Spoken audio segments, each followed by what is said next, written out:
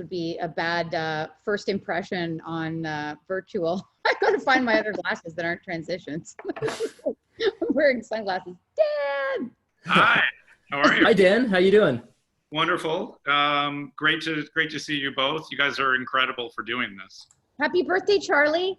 I know. Look at she picked out a Rebel Paw Patrol leftover from the birthday party. So Awesome. She had a fantastic birthday. Thank you for that. I love it. Dan, firstly, how are you doing? How are things? Good. We've embraced the growth mindset from day one. You know, and tried to be as positive as can be, and family is good. My son just got an award for kindergarten for virtual school work, which is great. And we are finishing kindergarten on Friday. Like that has been one of the most challenging things of this whole thing is the kid home life. We've got a 6 and a 4-year-old, so normal chaos, but then adding in teaching. So we're making the best of it as always. But yeah, everybody's healthy and staying sane. So and you guys, good to see you both. Everything all right in your personal worlds? Yes. Yeah, things are good. I mean, we're having a great time helping with this conference and you know, having some great conversations and raising some funds for a great cause. Yeah, no, it's great. I caught the end of Deirdre's presentation. My dad was an HR executive, and he told me that parachute line many times of like having different positions, different skill sets, make a list of what your biggest weakness is, and by next year turn it into an adequate strength would be his advice. So that was fun to hear too. Mm-hmm. No, it's great advice. I'm very excited for this conversation. And Justine, you've known Dan for a long time as well. How do you guys know each other? I'll let Dan tell you because it's like 20 years ago. I know. I actually have vivid memories of even meeting your daughter when she was very young and just getting, I would say the amazing thing about like getting to know Justine is I got to know her as a person first and almost an executive and a leader second. And I think for me, I'm big on relationships and not networking. And then just to value her and to get to know her as a human being before just the incredible talent that she was professionally was a great joy. But we were connected through some of the Chicago sports teams. And I think when you were in both cities at the time and kind of commuting. So whether it was a great lunch date or a coffee partner or a cocktail at a game, just loved all the time in the early days. Seems like forever ago. Bulls, Blackhawks, I just think of Justine, you know, so much. So you should be wearing your red glasses today, I feel. I know, you know what, I was wearing other glasses that are transitions, look, and when you put them on, it looks like I'm wearing, it looks like LA, looks like I'm in LA. So, I mean, and I have to thank you, Dan. So when I was a transplant from Canada, I mean, now I'm a full-fledged American, but when I was just commuting back then and learning the ropes, you were instrumental in helping me to understand the sports landscape. And you had the Migala report, and you had things that to me were super exciting, and you knew everything about baseball. And I learned so much from you. And Dan was really one of my first friends that also translated into really coaching me through business in Chicago. And there are a handful of people in the early days, and really like 3 or 4, and Dan is one of them. And our paths keep crossing in these kind of ways that they did today. And obviously with Potter, who works on my former team and is a great leader. I mean, there's so many connections. And so Dan is one of those people that connects people to one another, no matter where he is, who he's with. Everybody knows Dan Migala. So I think that if you don't know Dan Migala on this conference, you will know him in the next 30 minutes. Thank you for that. And I think it just shows even to, we're all just a wonderful community of people in our industry, and all have the same hopes and aspirations, and anything you can do to give back and share and connect. I will say, it's funny, my daughter, Charlie, that Justine mentioned, who just turned 4 yesterday, so full circle. So your daughter, I would have met her when you would have first moved. I mean, she was probably 6 years old, maybe at the time. I do show and tell here. Okay. I love it. My personality coming through. So look, when you met her, this is what she looked like. And yeah, exactly. So that could be she's 18 months. That literally could be my daughter right now. But like, I think the beauty of our industry and the things that I've been reflecting on is the spirit of togetherness. Is fast forward to last Thanksgiving, Justine was able to host our family at the Thanksgiving parade, which BMO was a big partner of. And then to just sit there with my daughter on the lap and have that full circle moment, that to me is like what this community is all about. So it's really extra special to be here and give back to Justine and all the wonderful things you guys are doing today. Yeah, I mean, fun fact, Dan, Justine mentioned your love for baseball and your understanding of it. When I was talking to a few people, they mentioned that you're actually in the Baseball Hall of Fame. That's, yeah. I guess, the early of your career. How did that happen? Well, it's kind of interesting. When the year that I'll back up, actually, great Chicago story. We're very much, again, to what Deirdre was talking about. How are you a Swiss Army knife? How do you see things differently? We like to say, how do you see color where others see black and white? And early days of the company, we did a project for the Chicago White Sox and Jerry Reinsdorf, who Justine knows really well. And White Hen Pantries was a convenience store here in Chicago, and 7-Eleven bought them. So 7-Eleven was going to twice as many retail outlets in Chicago. So they did an RFP for sponsorship. And at the time, I think the Bulls, Bears, Cubs probably had greater market share. But the challenge for the White Sox was, how could we win this? Let's win with creativity. So we came up with the idea to change the game times from 7:05 to 7:11 and sell it as a sponsorship. So instead of selling an outfield wall sign, think about how many times earned media mentions the game time. So morning radio, TV. So it became part of the DNA. And the Baseball Hall of Fame, this was amazing. It was the year that Cal Ripken and Tony Gwynn went into the Hall of Fame. You take for granted, very similar to the Grammys, when they do the Oscars, they do those awards before the show. They did an award for excellence in business innovation, and they recognized myself and our team.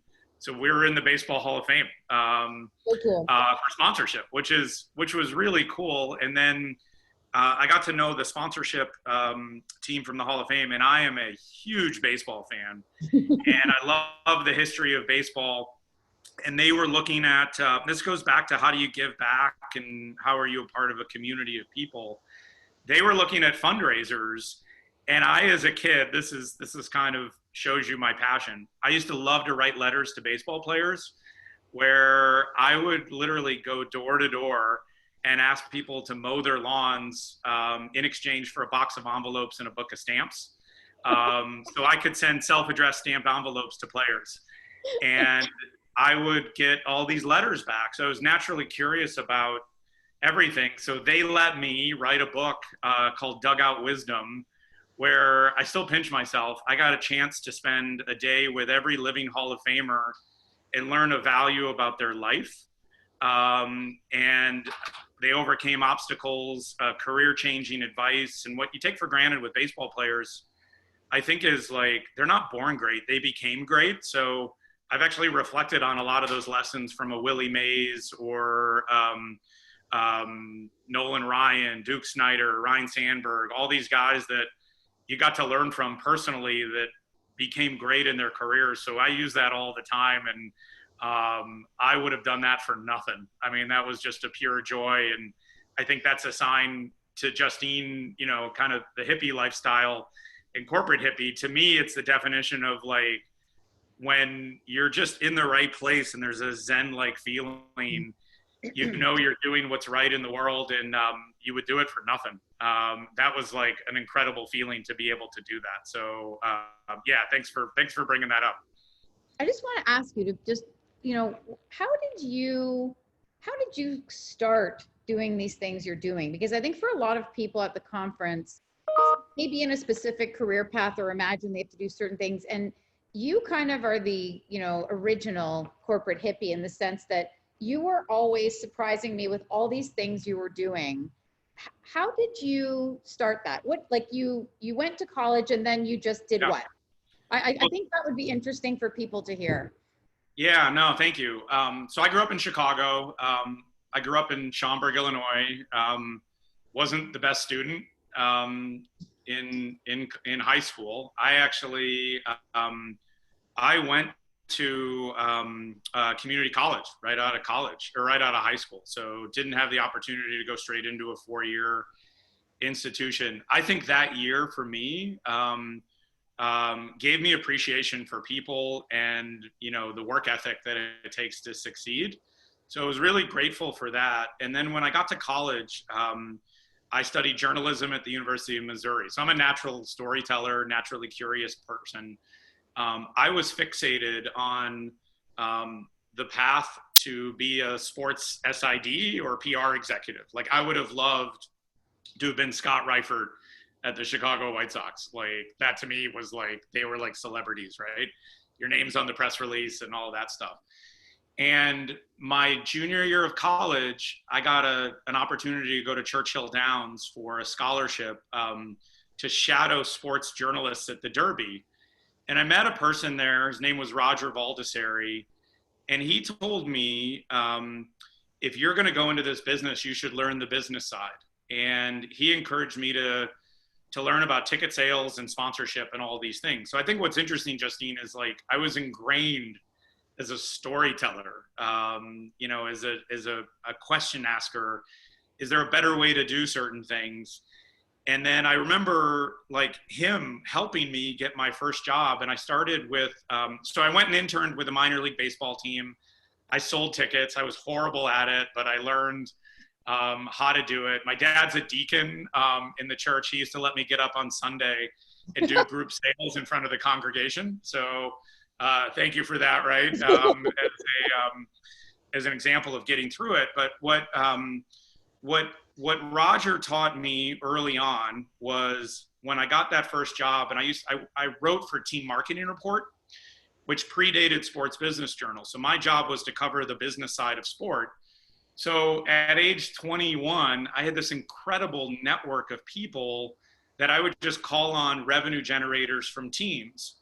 And what Roger taught me was, be the most prepared person in the room, be the kindest person in the room, and always look to be selfless. And so all those interviews that I would do of directors of marketings that are now CEOs of teams, I would always end those calls on my beat reporting calls. Hey, is there anything I can help you with? Like what keeps you up at night? What gets you up in the morning? And if they're saying, hey, we're really struggling with group sales or a naming rights renewal, hey, did you talk to the Denver Nuggets? I could introduce you to those guys. And I think you're right, Justine. Like I consider myself a point guard of positivity in all I do. So the basketball that I distribute is relationships and ideas. And then you go through your career and again, I don't network, I just relationship build. I like to get to know people. I like to get them on an emotional level, and then no part of it feels like work to me. And then once you kind of get that going and you kind of grow up with those folks, it gets really fun, which I think is part of that. So I didn't plan out to do it. Going back to those baseball card or baseball letters, I probably write 10 thank you cards a day. It warms my soul to put that out, especially during this time of just appreciation. So you just have that ability to do that. And that's been a big part of the foundation of who I am. It comes through. It definitely comes through. I don't even think I knew what you did for years because you just did everything. I was like, I think I had to ask somebody, does Dan Migala have a job? like a 9-to-5 job he goes to? Because you're always innovating and doing things like almost like a positivity sports marketing lobbyist. That would Yeah. be what I would describe you as. Yeah, no, and it's funny because I feel like I had that time of my life that was awesome, where I probably was like a little bit of a wanderlust like that, that you'd be brought in as the hired gun and you would do these amazing things. And then 13 years ago, which is ironic, right during the recession, I met Josh Kreitzler, who is my business partner now at 4FRONT. I think he had that almost kind of mirror skill set to what I needed, where business operations, structure, growth, and how we've grown and scaled parts of me, frankly, and then also larger teams and products and services has been awesome. But like, those are those things that, you know, as you add to your parachute, right? We probably added to the parachute of the business as well as ourselves. But what we learned, and I think it's a wonderful reflection, teams at any part of their life cycle or brands always want to do something that's never been done before. There's teams that are usually at the top of their game, or the blood on the floor, as we like to say sometimes. And those are the ones that we focused on, that we were really good at helping. And now even kind of translating it to post March 12th, we even feel more inspired of being servant leaders to the industry too. It's amazing. Yeah, Dan, I want to talk about something that we were discussing the other day, and that's Midge Donahue, right? So, like, I know I can see the smile in your face when I brought up the name. So Midge, you know, she worked for the Chicago Cubs and introduced a new innovation at the time, the season ticket. So it's kind of become this alter ego for 4FRONT. You know, when I go on the website, part of the company values is be like Midge. And it revolves around, you know, that story you talked about with the White Sox and how you helped introduce this idea of moving the game times to 7-Eleven. That's a very non-conventional thought process or revenue generation model that you introduced. So can we talk a little bit about this motto of be like Midge, and, you know, how it comes through with the work you're doing in 4FRONT? Yeah, sure. So I think everybody should have, similar to what Deirdre was talking about, the colors of your parachute. I think everybody should have an alter ego, you know, that they aspire to be like, or that that kind of fuels their soul in a lot of things. And for us as a company, we spent a lot of time thinking about it, and we landed on a remarkable woman named Midge Donahue. And Midge worked for the Chicago Cubs in the 1920s. She was a secretary. Fun trivia fact, she was the first female executive of any major league sports team in North America. So we really embrace women's sport. We work on a lot of it globally. We see that as an emerging commercial opportunity, and that's a strong passion of ours. And what Midge also did was, she wasn't afraid to speak up. She wasn't afraid to ask questions and kind of challenge, is there a better way to do things and why? And also, she was the secretary, right? So in the org chart, you know, in those days, she wasn't like the, you know, in the senior leadership team, but she basically listened really well and would come up with solutions. So you're exactly right. Every team should pay homage to Midge. During the Depression, in the old days, they would sell single game tickets to all 82 games or 81 games. So there would be a line outside of Wrigley Field. It was a staffing issue. It was kind of a mess. So she approached the owner of the team, Mr. Wrigley, and just said, what about if we, to our best fans, sold an 81 game package and did it at a discount? I've run the numbers. Here's how we can make more money. And she invented the season ticket. And think about that. For all of the folks that are listening to this, you know, your legacy in this moment in time, your owners, your brand managers are more open to new innovations than ever before. So she is our alter ego 100%. She also invented the game day promotion. So all those times, Justine, when our kids would get a Hubert Chicago Bulls giveaway, we have Midge to thank for coming up with that idea of segmenting audiences for games to maximize the yield for those games. So She's our alter ego. There's a wonderful podcast that one of our great innovators, Katie Foglia, did, which we can share with you. She tracked down the nieces of Midge Donahue to learn her history and what made her tick, and it's fascinating. We did it on International Women's Day this year, and she's our alter ego, for all of those things. But the two things that I would share that I think are really important is, one, be open-minded to ideas that your entire team has, regardless of title. And then what I would say, what a lot of teams and brands struggle with is, what is innovation? And it's a buzzword. And there's that magical moment, right, where somebody shares an idea where it might seem a little bit foreign, and your natural reaction is to emotionally tell somebody what's wrong with their idea or why it won't work. So we've developed an innovation mindset internally that I think Midge would be proud of, where it's a 4-step process, where when I go to Justine with a big idea, she respects me enough that her first thing as a teammate is to say, let me tell you what I love about your idea.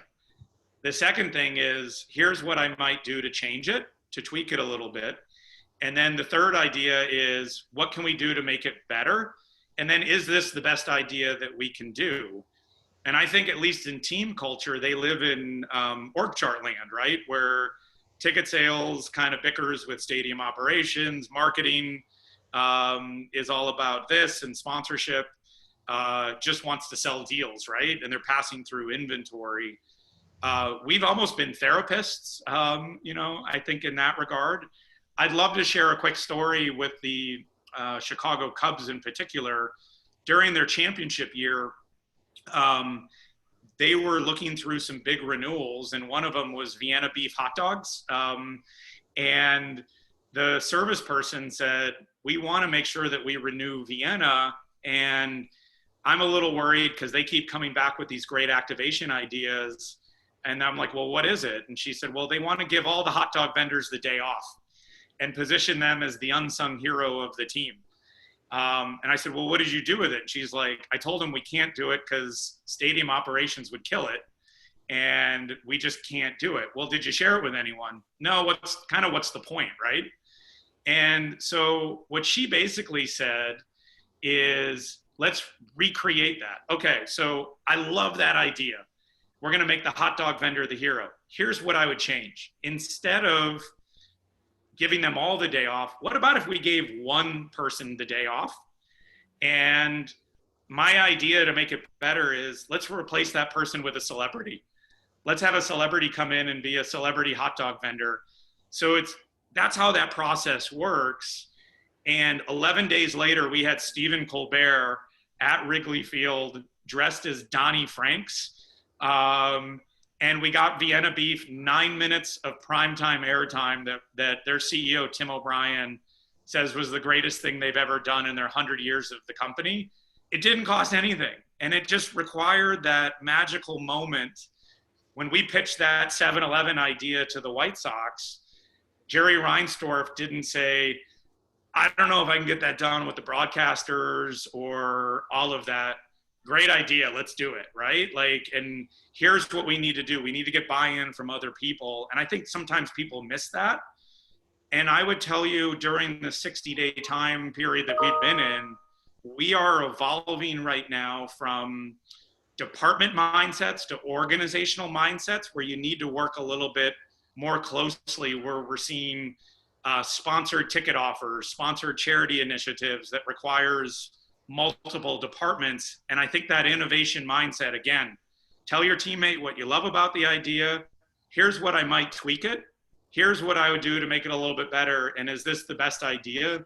That 100% would accelerate any innovation right now.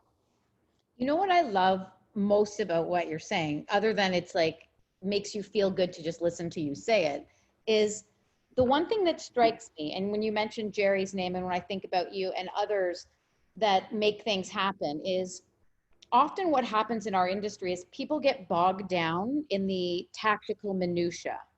Yep. And not in the, yeah, we can make it happen. I remember one time my team teasing me and saying, I know you're going to say, what do you mean we can't find camels to walk down Michigan Avenue and dress up in costumes? There has to be a camel somewhere around here. Yeah. And like, it became sort of a joke. And I was like, but yeah, because there's always a camel somewhere around here, right? There's always a dancing gorilla somewhere around here. So the idea of believing in the possibility, and I think that Jerry is somebody that has always believed in the possibility. So he leaves that sort of details, like, you know, in meditation, it's often referred to as like, let's just leave all those details to the universe to figure out. Yep. And in business, you'd never say that, right? Because you want to hammer it all out. But the greatest ideas, like the one you just described, come from the passion of wanting to give the hot dog vendor love. Yeah. Right? Like it was, that story is how to love a hot dog vendor. Yeah. And what did it turn into? The greatest thing that they ever did. Yeah. And it, by the way, and also too, and here's building on that. And we do these innovation workshops with teams. We've been doing some of them virtually, and it's just fun of unleashing the power that's within you and within your team that's right under your nose. But Justine, the reality with that is a lot of those best ideas didn't cost anything. Jerry would tell you, oh, great, I don't have to spend CapEx dollars to build an outfield wall sign. I just got to change my game times. And he sold more beer in that extra 6 minutes, right? And then this Vienna deal didn't cost anything. And I would also tell you where I've been spending a lot of time and where I've been obsessed over the last 60 days in our team is this concept of frugal innovation. Mm-hmm. How do you do more with less? And it's right here and it's right here. The heart and the passion to do something that's never been done before. One of our other alter egos that we have is a guy by the name of Roger Bannister, who was the first person to ever run a mile under 4 minutes. And we'll say that to a lot of teams, you know, in the discipline sprint of opening a building, doing a new brand campaign. Who wants to be the Roger Bannister of the team? Who wants to do something that they've never been done before? Here's what it takes. And we'll literally put the picture of Roger Bannister on their desk as a daily reminder of crossing that finish line. And we just love it. And I think for me, I didn't really set out frugal innovation as something to think about. But in this moment in time, most of those biggest ideas are not solved with incremental spend. They're solved with an innovative process and making sure that you think it through, you got the right stakeholders, and you're not confusing innovation with execution. Nobody's like, great, who's going to get a celebrity? Well, let's figure out if it's the best idea, and then let's figure it out. Or you know how to get a camel. If we decide we want to get a camel, we're going to get a camel. We'll find a camel. By the way, I feel like I'm the kind of person that gets that phone call all the time of being like, Dan, like, I figure you're the kind of guy that can get us a camel. Like, exactly. Right. How do we do that? I've gotten phone calls for Elvis impersonators, Darth Vaders, different things. And it's like, it's amazing what you can come through when you're there to help. There was one a couple years ago, the Frozen Four was at the United Center, the hockey tournament. Yeah. And I think there was an ice storm and they needed a band for Harvard. So I got a high school band to dress up in Harvard costumes to be the Harvard band from some high school in Chicago to do that. You just find a way, right? You're resourceful and you will things to happen, and it's awesome. Yeah, and I think, you know, that has always been I think the reason you and I kind of immediately bonded is because we both believe in the power of the impossible. Like what everybody else has always told me, well, that's never going to happen. I mean, and I'll tell you this one thing, like we wanted to trend at the Magnificent Mile Lights Festival socially without spending any money, an organic thing. And everybody said, it's not going to happen. It's not going to happen. And I was like, why not? Like we can do this, we can do that. Now, of course, the stars have to align because nothing else exciting needs to happen in that, in that 7-minute time frame that you're wanting all this to happen. But we did, right? We did end up trending. And it wasn't the trending that gave me that moment of joy. It was the looks on everybody's face that they did it. Yep. And to me, what you have always brought to bear is you believe it is possible and you've already envisioned it, and then you allow it to start happening. And that to me is the magic of Dan Migala. Yeah, no, thank you. And you're right of the process of getting it right. I would tell you where I've evolved. So that White Sox idea, right? I literally, the deeper context of that, I went to Ohio University. I was going back and forth to finish my graduate degree. We went out on Monday night, and I had a little bit of a hangover. We watched Monday Night Football. I had my alarm set at 7:30. I was trying to figure out this business problem. I woke up 19 minutes early that day. And if you wake up with a little bit of a hangover and you're staring at the alarm clock, you're praying for that extra 19 minutes of sleep. And to your point of being a corporate hippie, the universe spoke to me and I listened. I did not separate the desired action. I picked up the phone and called the White Sox at 7-Eleven and said, I've got it. This is what we're going to do. And then as I went through, I felt like the Milli Vanilli of sponsorship. Like, am I going to be a one-hit wonder? You know, Milli Vanilli, they were imposters. They didn't even exactly. Well, but how do you recreate that? And then, you know, what was interesting was, you know, to the experiences from Dugout Wisdom, the baseball book. It took me a little while to figure out. I felt like I was going to be this like savant idea person to be in the room and just whip off this idea and this is what it is. And then you realize it's being the facilitator of ideas and getting this collaborative mindset that's the real power. And funny story, the last stop of the book tour was in San Francisco, and I found myself with Willie Mays, who played for the San Francisco Giants. Like just an institution of a guy, right? Like he's like a cartoon figure to me. So I'm sitting at his house after this appearance, and I asked him how he got the nickname, the Say Hey Kid. I just wanted to know. So, and he said, Dan, I'm from a town of 20 people. When I first went to New York, I'm in the locker room, and I literally like could not remember anyone's name. So I would just be like, instead of saying Justine, I would be like, hey, say hey, come here, say hey, like, and just. They started calling me the Say Hey Kid. And I took a swig of my beer. We were having Miller High Life sponsored the book tour. So we had a couple beer champagnes that we were celebrating. And he looks at me, he goes, what's your nickname? What is your brand? And I said to him at the time, which is an important question, I think, to what Deirdre talked about.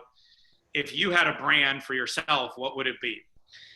And during that time, I couldn't believe I was getting to know all these baseball players. And I used to text my dad and say, live in the dream. Like, live in the dream today, went fishing with Wade Boggs or whoever. Like, I couldn't believe these things were happening to me. And I took a swig of my beer and I said, I guess it'd be living the dream. Willie Mays looked at me and goes, that's the dumbest thing I've ever heard in my life.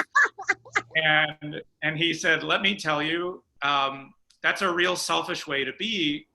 It's not about living the dream. It's about fulfilling the dream. And then once you've fulfilled it, you share the dream. So in that moment, it really crystallized for me, don't be the person that creates the idea, be the person that ignites it, share the dream with as many of your teammates internally and externally as possible, and then let them you know, really in the universe kind of make that happen. So I always like to say with our team at 4FRONT, we have an incredible young woman on our team, Katie LaCroix. She just got named front office sports, like top 25 under 25.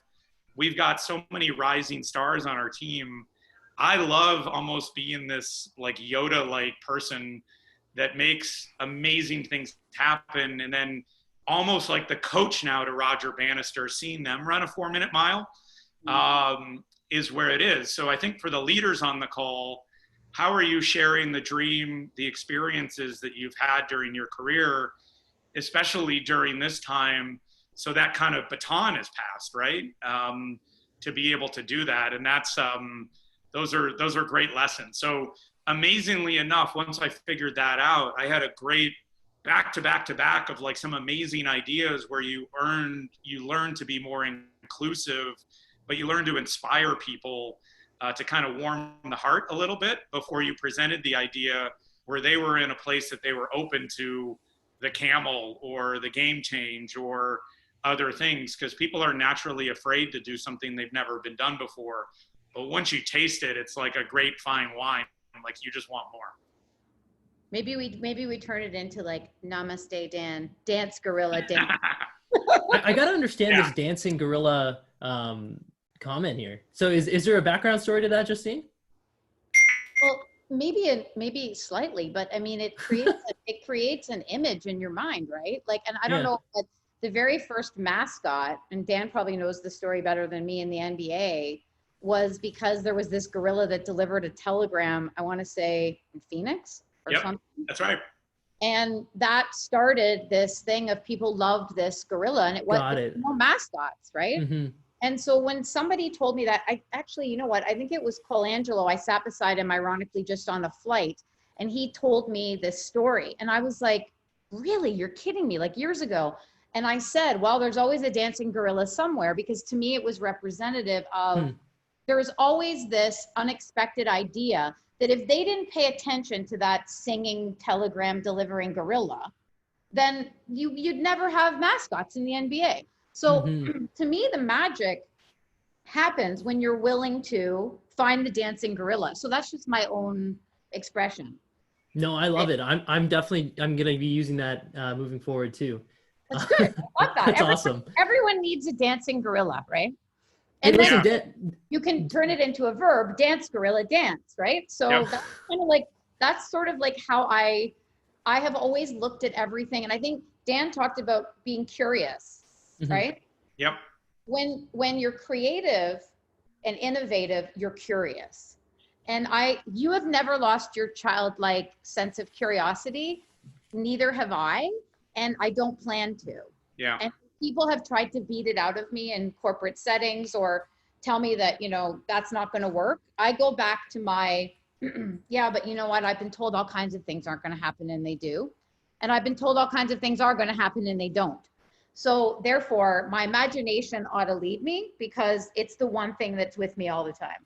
Yeah, no, and I going back to like early career experiences, building on that, Justine, and I think like, you know, it's not the seat that you sit in when you're in the room or the decision making, it's the perspectives that you bring. And so in my career, I left Team Marketing Report, and I'll try to abbreviate it, but I started writing about internet strategies for sports teams at a time. I've got some really funny stories of like commissioners of major sports leagues asking me if it's a good idea to put their email address on a business card. You know, the website was a video game machine, right? So I was fortunate. They let me write a book on internet strategies for sports teams early on. And I ended up taking a job with the Chicago Bears. And the Bears did not have a website yet. So growing up in Chicago, to build chicagobears.com was just like pinching myself, was incredible. And the fascinating thing for me is I found myself in the executive board meeting with the Bears.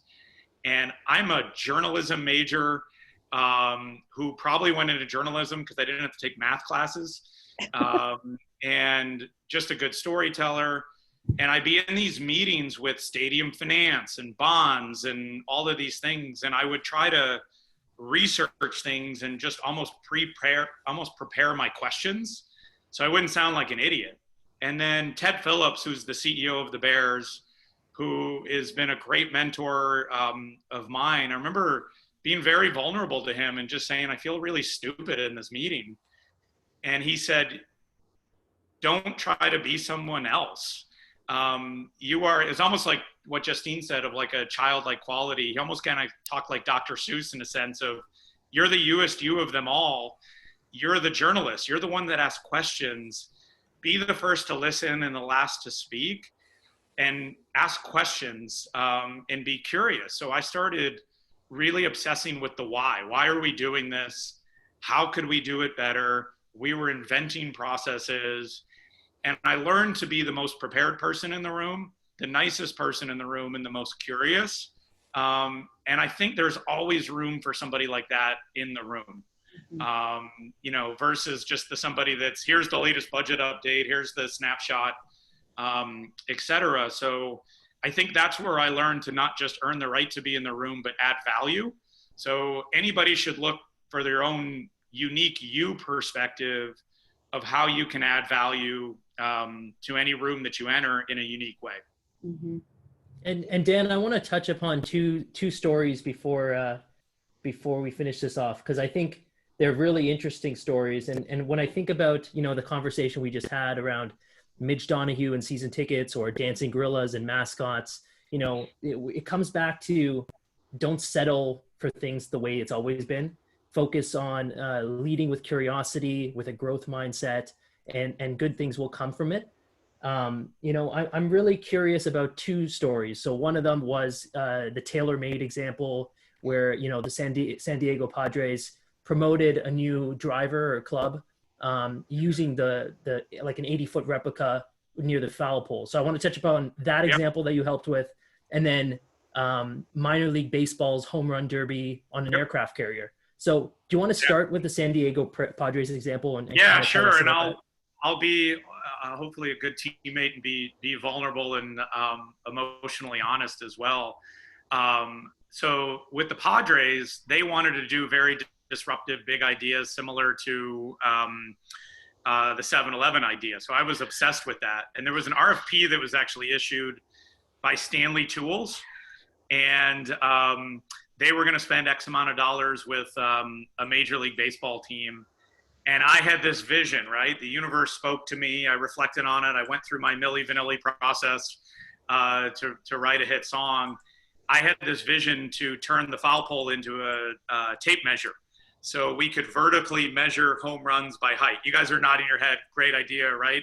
My mom thought it was a great idea. My now wife, and everybody, right? So we prepare for this amazing pitch. Dick Enberg was our play-by-play guy at the time.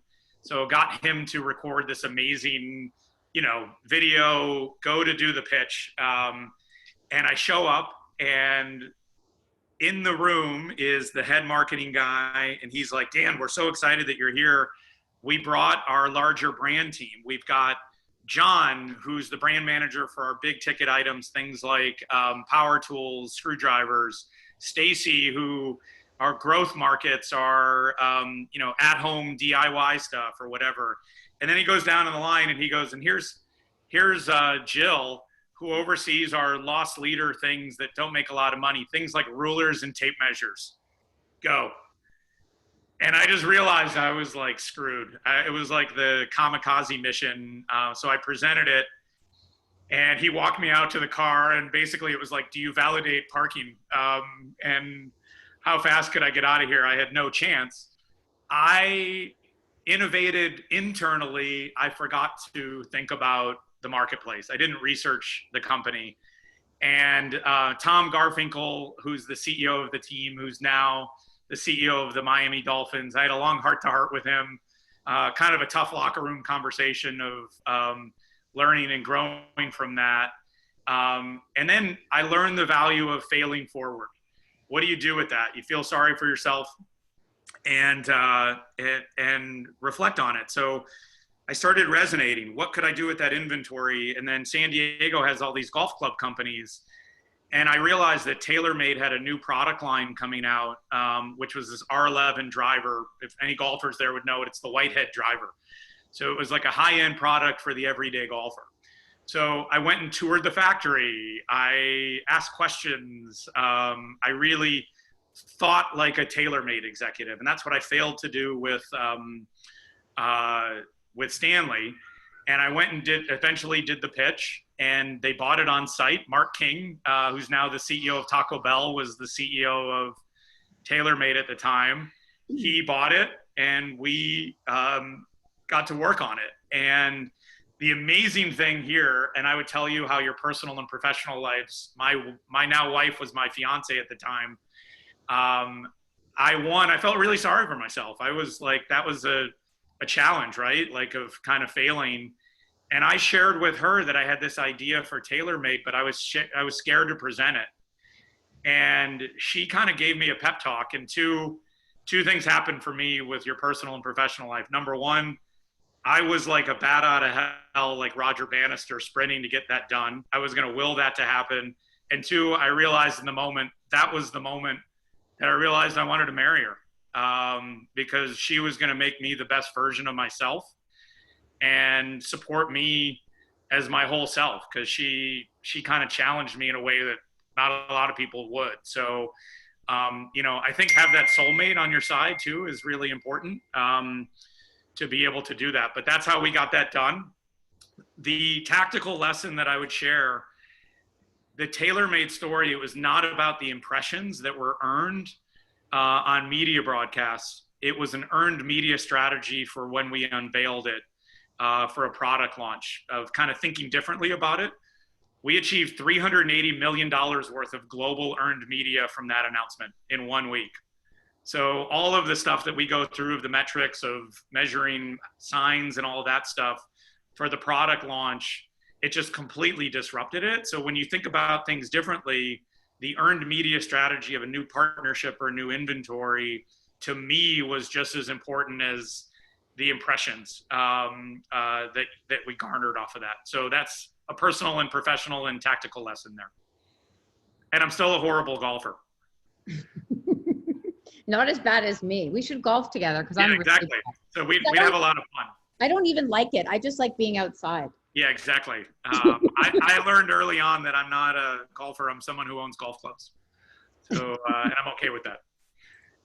And then the minor league baseball example, you know, that's a really interesting one of like, how do you do something differently to get to the result that you need? So, Mike Veck, who owns the Charleston River Dogs, they're a New York Yankees affiliate. Bill Murray's a part of their ownership group. They're a wonderfully talented, great crew. What happened there was they were about 90 days out from hosting an all-star game, and they needed sponsorship. They needed to sell tickets. They needed to think about it a little bit differently. And the reality, I think, in that moment was, how do they create national awareness for it? So we actually executed that innovation strategy. We researched, how do we tell the story a little bit differently? And what we learned about Charleston was one thing. Charleston is the city that all our servicemen and women depart from to go to Iraq. So it's a crazy military town. And we thought that was a unique story. And then we found that this aircraft carrier is there. So what we believed was, how do we tell a military activation story that happens to have a baseball game versus the other way around? So we were selling American values to be able to do it. So we got permission to move the home run derby to the aircraft carrier, something that's never been done before. We love that feeling of, we would describe that as stand for something, take a risk, make yourself uncomfortable, own a moment in time, as our process that we go through. So the stand for something would be military appreciation event that happens to have a baseball game. Take a risk. We're going to move it to the aircraft carrier. Make yourself uncomfortable. Pat O'Connor, who's the CEO of minor league baseball. Whoa, Dan, what do you want to do? Okay, Pat, that's a good sign. We're doing something that's never been done before. Your reaction means you're in. Own a moment in time is we're going to try to own this day. And what we did was we researched brands that have a military appreciation campaign. And we found Miller Brewing Company in Chicago had a promotion called Give a Veteran a Piece of the High Life. For every can of beer that was sold, they would give 10 cents to a veteran. So we went under that lens of it, pitched 7 innings of an idea, because we've learned that facilitation and collaboration is important. Hey, Miller team, we think we're onto something. Here's 7 innings of an idea. What would you do to make it better, right? So we gave them ownership of it to be able to do it. And we were in this disciplined sprint, which is Roger Bannister, right? We're hustling to pull this off in like 60 days. So they ended up buying it. And Justine, you would be proud. Social media activation. It was the #1 trending topic in the US that day on social. We were fortunate that Bill Murray showed up and hit some balls into the ocean with Wendell, remember the Miller High Life guy? that was a trip. That was a long night to hit the town that night, but it was awesome. And you know what? We did a lot for charity, the military members that came. And I think, to me, Justine, you know, that feeling that you said, it was looking around and seeing our team, seeing the River Dogs team, just the awe. And there's an energy change when you do something that's never been done before. And for the brand, it felt like not a spend, but an investment. You know, that they did it. The last thing that I'll say on that, when we did the recap, we have a methodology. We do a lot of valuation work on partnerships, and we not only measure the ROI for return on investment, but something we call a double bottom line, where we have another ROI called return on inspiration. Who did we inspire? Who did your brand inspire? So there's a methodology to balancing that, and everybody left feeling great. The world felt great about it. And then that measurable impact of making that brand feel better in that day is just awesome. So the beer tasted really good at the after party that day. Hey, Dan, what I love about that story is that, you know, sometimes as brand marketers and properties, we get lost in metrics, right? So I feel the pressure sometimes, and I'm sure a lot of people relate to it, that you've got to hit certain engagement rates, you got to hit certain impressions. But your approach to things is very built around innovation and creativity. And I love that example of you know, return on inspiration, right? Yep. So like, yeah, and I would tell the brands out there, what we're finding in this moment in time is there's different people that brands need to inspire through their partnerships. Mm-hmm. It's their employees, it's their employees' families. There's different target audiences right now. So I think it's a wonderful time for storytelling for those partnerships. The questions that we love to ask are, if you own the brand and this property, what would you do if money wasn't an issue? And start with that. Mm-hmm. And a lot of times, most of these activations don't cost anything once you get to it. But yeah, don't let the metrics you can find out. You can create a dotted line to the revenue result. In most of those cases, there is significant revenue growth. I mean, TaylorMade went from like 12% market share to over 40 in that period. So you keep the CFO happy, right? But I think kind of freeing yourself a little bit to think and be that point guard of innovation and figure out how to do it. It's those are tried and true tactics. Mm-hmm. I love it. Can you leave us with one piece of advice right now? So, you know, obviously this could be a great time for brands to start thinking more innovatively as they move towards challenges they face. So, you know, for any young professionals out there, whether they be in the property world or the brand world, what's one piece of advice you'd give them in navigating this situation? Yeah, I'm going to give two things, and I'll try to be brief. Is number one, in a normal world, you want to have an alter ego. I would say during this period in time, have a COVID alter ego of somebody that you can look to that pivoted in a unique way. For me, it's my grandfather, Dan Migala, who was a foreman who worked for International Harvester during World War II. And he used to make garbage trucks on an assembly line. And he was a part of a team that transitioned to make tanks in that moment in time. So how to use your skill set to pivot in a different way, and who do you admire that you want to wake up thinking about? The second thing is I've got a great career coach, a guy by the name of Stedman Graham, who has worked with me for a long time. And what Stedman taught me in a normal world is we operate with fixed mindsets. We have our Monday morning meeting. We get our coffee. We put our pants on the same way. And we're kind of zombies in our own life. And I've embraced a growth mindset in a normal world, but now more than ever, for any of the young people, executives, leaders, switch up your routine. You don't have the burden of your fixed mindset anymore in your fixed life. So embrace a growth mindset for yourself personally. How do you want to grow? How do you want to grow your team? And then what is one radical idea that you want to do for your business that embraces a growth mindset? And that's probably the biggest thing. It all starts personally. It starts here in your heart and in your head to be able to do that. I would find that kind of COVID alter ego, and I would let go of the fixed mindset of like, we'd normally be in our budget meeting at this time. You know what? You're not. So what could you do to embrace a growth mindset that allows you to really make kind of that inner midge to come up with that big idea like the season ticket during what we all know is a tough time? All right. That's the perfect way to end it, Dan. Thank you so much for your time. This was an awesome conversation. So excited to have you. Great. Yeah, big virtual hug to you all. Keep doing what you guys are doing, leading with heart and mind, and love to you both and your families and everybody out there in virtual land. Thanks, Dan. Okay. Bye. All right. Take care. Be safe. Bye. All right, everyone. We're going to jump on the other conference line. That was a wicked conversation. I got a lot out of it. So I will see you in just a minute for Andrea Carter from the Atlanta Hawks.